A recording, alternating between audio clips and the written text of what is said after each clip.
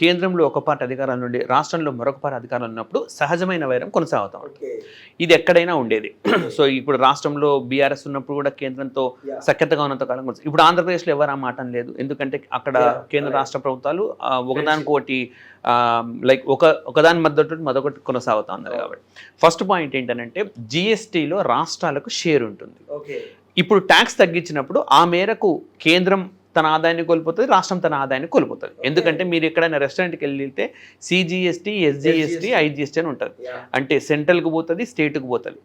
ఇప్పుడు అది తగ్గింది కాబట్టి స్టేట్ కూడా ఆదాయం కోల్పోతుంది. సెంట్రల్ ఆదాయం కోల్పోతే స్టేట్ ఆదాయం కోల్పోతుంది. సో అయితే ఇక్కడ ఏంటంటే 5 సంవత్సరాల పాటు కాంపెన్సేషన్ ఇవ్వాలని జిఎస్టీ వచ్చినప్పుడు అనుకున్నారు. ఆ పీరియడ్ దాటిపోయింది కాబట్టి ఇప్పుడు ఆ కాంపెన్సేషన్ అనేది ఇవ్వరు. కాబట్టి మేము దాదాపుగా 7,000 కోట్ల ఆదాయం కోల్పోతామని చెప్పి మల్లు బట్టి విక్రమార్క చెప్పినారు. ఫస్ట్ పాయింట్ ఏంటంటే జిఎస్టీ మండలిలో రాష్ట్రాలకే ఎక్కువ ఓట్లు ఉంటాయి. సో జిఎస్టీ మండలి నిర్ణయం తీసుకుంటుంది. జిఎస్టీ మండలిలో 3/2 ఓట్లు రాష్ట్రానికి ఉంటుంది, 1/3 ఓటు మాత్రమే కేంద్రానికి ఉంటుంది. సో ఎవరైతే మనం వ్యతిరేకిస్తున్నారో రీఫార్మ్స్ని, ఆ జిఎస్టీ మండలిలో పెద్ద ఎత్తున గళం విప్పాల్సి ఉండింది.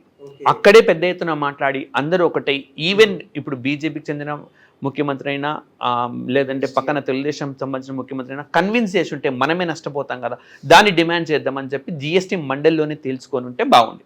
సో అలా కాకుండా బయటకు వచ్చి చెప్పడం వల్ల సామాన్య ప్రజానికి ఇది పెద్దగా ఈ విషయం ఏం తెలియదు. అవును కేంద్ర ప్రభుత్వం అంటే ఒక దగ్గర నిర్ణయానికి యాక్సెప్ట్ చేసినట్టుగా చేసి మరొక దగ్గర దాన్ని వ్యతిరేకించడం అనేది ఒక పొలిటికల్ ఇష్యూగానే కనపడుతుంది తప్పనిస్తే నిజంగా ఎకానమిక్ ఇష్యూగా కనపడుతుంది. రెండోది ఏంటంటే రాష్ట్రాలు కూడా ప్రత్యామ్నాయ ఆదాయ వనరులు సమకూర్చుకోవాలి.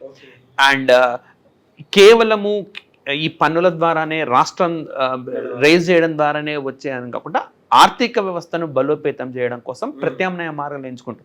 రెండోది ఏంటంటే వీళ్ళు చెప్తున్నట్టుగా ఆ ట్యాక్స్ తగ్గించడం వల్ల 7 వేట్లు కోల్పోతాం అన్నాం, కానీ వస్తు సేవలు కొనుగోలు పెరుగుతుంది. అది ఎంత మేర పెరుగుతుంది అన్న దాన్ని బట్టి కూడా ఎంత ఆదాయం తగ్గుతుందో తెలుస్తుంది. సో కొంతకాలం ఆదాయం తగ్గినప్పటికీ దీర్ఘకాలంలో సామాన్యులకు ప్రయోజనం చేకూరినప్పుడు ఖచ్చితంగా ఆ ప్రయోజనం రాష్ట్ర ప్రభుత్వానికి కూడా వివిధ పన్నుల రూపంలో వచ్చి కంపల్సరీగా ఉంటుంది.